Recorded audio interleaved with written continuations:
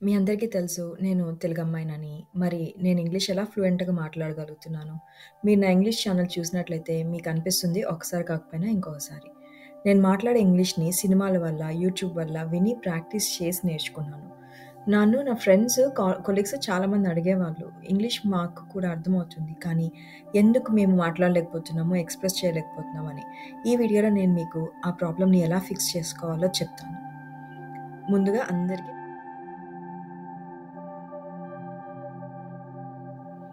ముందుగా అందరికీ నమస్కారం. నేను తెలియని వాళ్ళకి నేను ఫ్లూయెంట్‌గా ఇంగ్లీష్, తెలుగు, హిందీ, తమిళ్ మాట్లాడగలుగుతాను. ఇది నేను గొప్పకి చెప్పుకోవట్లేదు. ఎందుకు చెబుతున్నానంటే నేను తమిళ్ నేర్చుకోవాల్సొచ్చినప్పుడు చాలా ఇబ్బంది పడేదాన్ని. తమిళనాడులో జాబ్ చేసేటప్పుడు ఆటో వాళ్ళు, కూరగాయల వాళ్ళు, వాటర్ వేసేవాళ్ళు, కిరాణా షాప్ వాళ్ళు, బస్‌లో కండక్టర్, రెస్టారెంట్‌లో వెయిటరు. అందరూ ఓన్లీ తమిళ్ అంటే తమిళే మాట్లాడేవారు. ఇండిపెండెంట్‌గా ఉంటున్నప్పుడు, ఇంటర్నెట్ పెద్దగా లేనప్పుడు కమ్యూనికేషన్‌కి లాంగ్వేజ్ ఒక్కటే దిక్కు. ఒకసారి వాటర్ వేయాల్సిన అన్న వాటర్ 1 వీక్ అయినా వేయలేదు. రోజు ఈవినింగ్ షాప్‌కి వెళ్లి చెప్పేదాన్ని. ఓకే వేస్తా అని పంపించేసేవాడు. కానీ వాటర్ మాత్రం రావట్లేదు. అలా 7 రోజులు రిపీట్.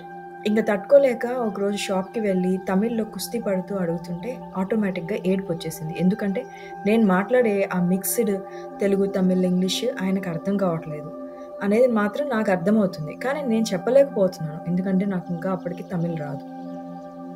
కొంతమంది చాలా సునాయాసంగా 20 లాంగ్వేజ్‌లు అంటే 20 భాషలు మాట్లాడతారు. ఇప్పుడు నేను మీకు ఒక ట్రిక్ చెప్తాను. అదేంటంటే ఇన్‌పుట్ వర్సెస్ అవుట్‌పుట్ అని ఒక మోడల్ ఉంది. ఇది ఏంటంటే మనకి ఈ ఇంగ్లీష్ ఫ్లూయెన్సీ అనే ప్రాబ్లమ్‌కి మూల కారణం ఏంటో తెలుసా? మనమందరము ఇంగ్లీష్‌ని స్కూల్‌లోనే నేర్చుకున్నామే కానీ దాన్ని ఉపయోగించలేదు. ఇన్‌పుట్ వర్సెస్ అవుట్‌పుట్ అని ఒక ఫేమస్ రీసెర్చ్ ఉంది.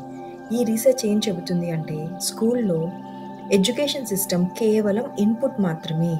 చాలా రీసెర్చెస్ చెప్తున్నాయి ఇన్‌పుట్ బేస్డ్ లెర్నింగ్ అంటే ఇన్‌పుట్ మీద ఆధారపడే లెర్నింగ్ మంచిదే కాదు అని. మనము అందరము అవుట్‌పుట్ బేస్డ్ లెర్నింగ్ మీద ఫోకస్ పెట్టాలి. అసలు ఏంటి ఇన్‌పుట్ బేస్డ్, అవుట్‌పుట్ బేస్డ్ అంటున్నారా? ఇన్‌పుట్ బేస్డ్ అంటే వినటము, చదవటము. అంటే ఓన్లీ లోపలికి తీసుకోవటమే. అవుట్‌పుట్ అంటే బయటకివ్వటం. అంటే మాట్లాడటము, రాయటము. మూడింతలు మనము వింటే ఏడింతలు మనము మాట్లాడగలగాలి, రాయగలగాలి. కానీ మనం అలా చేయట్లేదు. ఆపోజిట్ చేస్తున్నాము. చాలా రీసెర్చెస్ చెప్తున్నాయి. నేర్చుకున్న దాన్ని మనం ఒక్కసారి గుర్తు చేసుకోవాలి. అంటే రీకాల్ చేసుకోవాలి. మనకి మనం అప్పచెప్పుకోవాలి. అంటే మన నిజ జీవితంలో మనము మనతో ఇంగ్లీష్‌లో మాట్లాడుకోవాలి. ఇంగ్లీష్‌లో ఆలోచించుకోవాలి. ఇంగ్లీష్‌లో సినిమాలు చూడాలి. ఇంగ్లీష్ సినిమా 2, 3 సార్లు చూడాలి ఒకటే సినిమా. ఎందుకు అంటే మనకి అవుట్‌పుట్ బేస్డ్ లెర్నింగ్ రెండోసారి చూసినప్పుడు మాత్రమే స్టార్ట్ అవుతుంది. వాళ్ళ డైలాగ్ ఏంటి అని మనం చెప్పగలుగుతాం.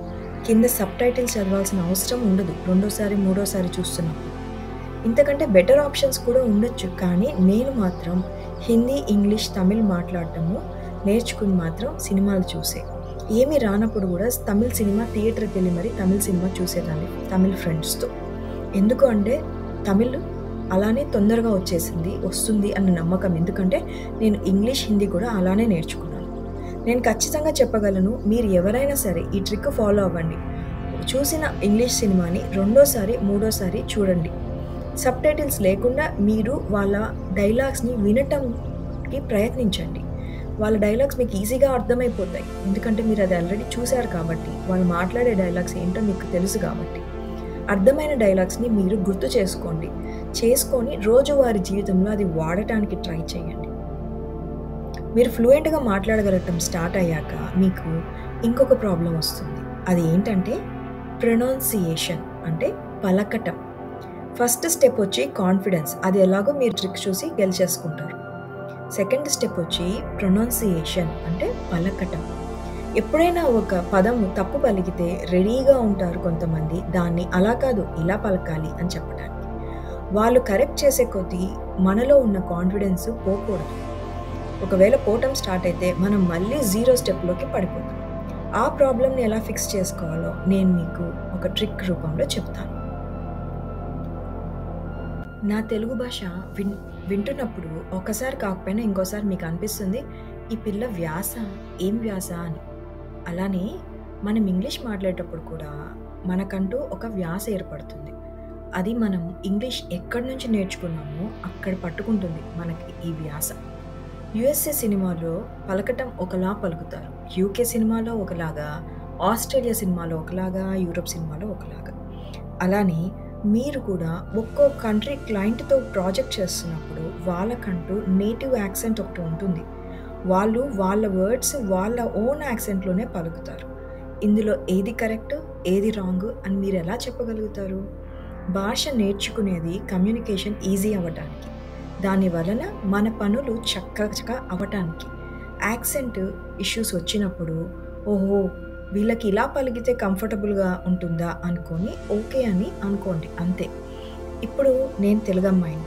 నేను తెలుగు పదంలో ఏదైనా తప్పు పలికితే మీరెవరైనా ఆ పదం అర్థం కాకుంటే అడుగుతారు, ఏంటి మళ్ళీ చెప్పు అని.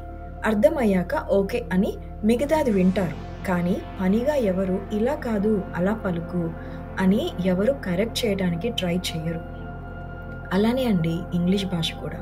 ఇంగ్లీషు మన భాష కాదు. పలికేటప్పుడు కొన్ని పదాలు అటు ఇటు అవుతాయి. నేటివ్ ఇంగ్లీష్ స్పీకర్స్ లాగా మనం పలకలేము. కానీ దాట్స్ ఓకే. నేను యూకేలో పనిచేసేటప్పుడు, తెల్లోళ్ళతో పనిచేసేటప్పుడు ఒక బ్రిటిషర్ అన్నాడు, నేను ఇంగ్లీష్ చాలా స్పష్టంగా పలుకుతాను అని. I speak better English than them అని. ఇదేంటంటే ఇప్పుడు హిందీ భాష కూడా మనము రోజు మాట్లాడే వాళ్ళు ఒకలా మాట్లాడతారు. కొత్తగా బుక్‌లో నుంచి నేర్చుకునే వాళ్ళు ఒకలా మాట్లాడతారు. ఇది కూడా అంతే అనమాట. కొన్ని పదాల్ని కలిపేస్తారు, మింగేస్తారు అలా. రోజు ఇంగ్లీష్ మాట్లాడతారు. వాళ్ళు పుట్టినప్పటి నుంచి ఇంగ్లీషే మాట్లాడతారు కాబట్టి వాళ్ళు మాటలు కొన్ని మనకి అర్థం అవ్వకపోవచ్చు. కానీ మనం కంగారు పడకూడదు. మళ్ళీ ఒకసారి slow down please. Can you please repeat it అని అడగొచ్చు. వాళ్ళు ఏమీ అనుకోరు. ఎందుకంటే వాళ్ళకి తెలుసు మనం నేటివ్ ఇంగ్లీష్ స్పీకర్స్ కాదు అని. కానీ గుర్తుపెట్టుకోండి, పదే పదే ఎక్కువసార్లు రిపీట్ చేయమని అడిగితే వాళ్ళు మనతో ప్రాజెక్ట్ చేయడానికి ఇష్టపడరు. కమ్యూనికేషన్ ప్రాబ్లం ఉంది అని. కాబట్టి వాళ్ళు ఏ నేటివో కనుక్కొని మీరు కొంచెం బ్యాక్‌గ్రౌండ్ వర్క్ చేసి ఆ నేటివిటీకి సంబంధించిన ఇంగ్లీష్ సినిమాలు చూసి మీరు కొంచెం స్పీడప్ అయిపోవాల్సిందే. సో వాళ్ళకి అర్థమయ్యేలా మనం కమ్యూనికేట్ చేయగలిగితే చాలు, మన పని అయిపోతుంది. ఒకతను ఉన్నాడు, అతనికి ఓన్లీ కాన్ఫిడెన్స్ మాత్రమే ఉంది. ఇంగ్లీష్ మాత్రం లేదు. డబ్బాలో రాళ్ళు వేసి ఊగిస్తే ఎలా ఉంటుంది అలా మాట్లాడతాడు. ఎవరికి ఏం అర్థం కాదు. మాకు కూడా ఏం అర్థమయ్యేది కాదు. అందరం ఆయన్ని అలా చూస్తూ ఉండిపోయేవాళ్ళం. ఏం మాట్లాడాడు అని. నేటివ్ ఇంగ్లీష్ స్పీకర్స్‌కి అర్థం కాదు, మాకు అర్థం కాదు. అతను మాత్రం చాలా కాన్ఫిడెన్స్‌గా కళ్ళు కిందకేసుకొని చూసుకుంటూ టక మాట్లాడేస్తాడు. ఏం మాట్లాడాడో ఎవరికి అర్థం కాదు. కానీ అతను మాత్రం కాన్ఫిడెంట్‌గా ఉంటాడు. మన వాళ్ళకి కూడా అర్థం కాదు కానీ అతను ఏం చెప్తున్నాడో ఇది విచిత్రమైన కాంబినేషన్. ఓన్లీ కాన్ఫిడెన్స్ ఉంటుంది, ఇంగ్లీష్ ఉండదు. అలా కాదండి, ఇంగ్లీష్ కూడా నేర్చుకొని కాన్ఫిడెన్స్‌తో ఉండాలి. ఫస్ట్ లాంగ్వేజ్ అంటే భాష నేర్చుకోవాలి. దాని తర్వాత వర్డ్స్, స్పెల్లింగ్స్, గ్రామర్ నేర్చుకోవాలి. అవుట్పుట్ బేస్డ్ మోడల్ ప్రకారంగా ఇలా అన్నమాట. ముందు భాషను నేర్చుకోండి. సినిమాలు చూడండి, పలకటం నేర్చుకోండి. దాని తర్వాత పదాలు అదే వస్తాయి ఆటోమేటిక్‌గా. స్పెల్లింగ్స్ తర్వాత నేర్చుకోండి. తర్వాత గ్రామర్ అంటే పర్ఫెక్ట్‌గా మాట్లాడటం తర్వాత వస్తుంది మీకు. ఇది అవుట్పుట్ బేస్డ్ మోడల్ అనమాట. ఇలా మీరు నేర్చుకోవటం మొదలు పెడితే ఖచ్చితంగా మీరు ఫ్లూయెంట్‌గా ఇంగ్లీష్ మాట్లాడగలుగుతారు. ప్రొనౌన్సియేషన్ అనేది మెల్లిగా వస్తుంది, కానీ అది ప్రయారిటీ కాకూడదు. ఫోకస్ మిగతా విషయాల మీద పెట్టండి. ప్రొనౌన్సియేషన్ మెల్లిగా అదే వస్తుంది. అంతవరకు ఇంగ్లీష్‌ని చదవండి, చూడండి, రాయండి, మీకు మీరు మాట్లాడుకోండి. మీరే మీకు ఫ్రెండ్‌గా మాట్లాడుకోండి. ఎవరైనా బాగా క్లోజ్ ఉండి మిమ్మల్ని ఎగతాళి చేయరు, కాన్ఫిడెన్స్ దెబ్బ కొట్టరు అనుకున్న వాళ్ళతో ఇంగ్లీష్‌లో మాట్లాడండి. Speak in English, think in English. తర్వాత జనాలు నవ్వరు తప్పు మాట్లాడితే అని నేను మీకు అబద్ధమైతే చెప్పను. ఎందుకంటే నవ్వుతారండి, కామెంట్స్ చేస్తారు. నా కామెంట్ సెక్షన్‌లో ఒకసారి కింద చూడండి, ఏ వీడియో కిందైనా ఏదో ఒక తప్పు వెతికి నెగెటివ్ కామెంట్స్ అయితే ఖచ్చితంగా ఉంటాయి. కానీ అవతల వాళ్ళ నెగటివిటీ మనం లైఫ్‌లో ముందుకు పోవడానికి అస్సలెప్పుడూ అడ్డం కాకూడదండి. అన్నిటికంటే ఇంపార్టెంట్ అండ్ లాస్ట్ ట్రిక్, ఇది చాలా ఇంపార్టెంట్. వీడియో స్కిప్ చేయకుండా మీరు ఇక్కడి వరకు వచ్చినట్లయితేనే మీకు ఈ లాస్ట్ ట్రిక్ తెలుస్తుంది. దానివల్లే మీరు ట్రిక్ 1 అండ్ 2 కూడా ఫాలో అవ్వగలుగుతారు. ఈ ట్రిక్ ఏంటంటే ఇంగ్లీషు త్వరగా నేర్చుకోవాలంటే ఎలా? అంటే ఇప్పుడు ప్రాజెక్ట్ 3 నెలలు ఉందనుకోండి. 3 నెలలు మీరు మెల్లిగా సినిమాలు చూస్తానంటే కుదరదు కదా! త్వరగా నేర్చుకోవాలి.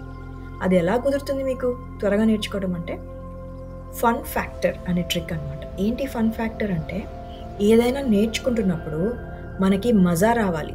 అప్పుడే ఫాస్ట్‌గా నేర్చుకుంటాము. అవతల వాళ్ళ నెగటివిటీ మీరు నెత్తిలోకి ఎక్కించుకుంటే ఆ మజా పోతుంది. నేర్చుకోవడం స్లో అయిపోతుంది.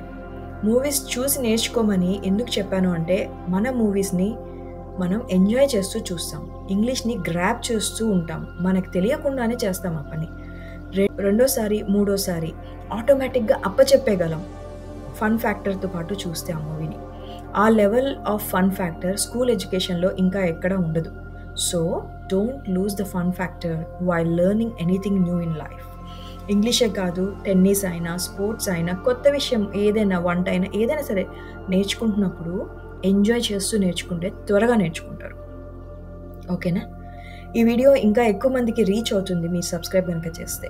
ఓకే అండి. ఇంకొక మంచి వీడియోలో మళ్ళీ కలుస్తాను. Please subscribe, share, like and comment. నమస్తే.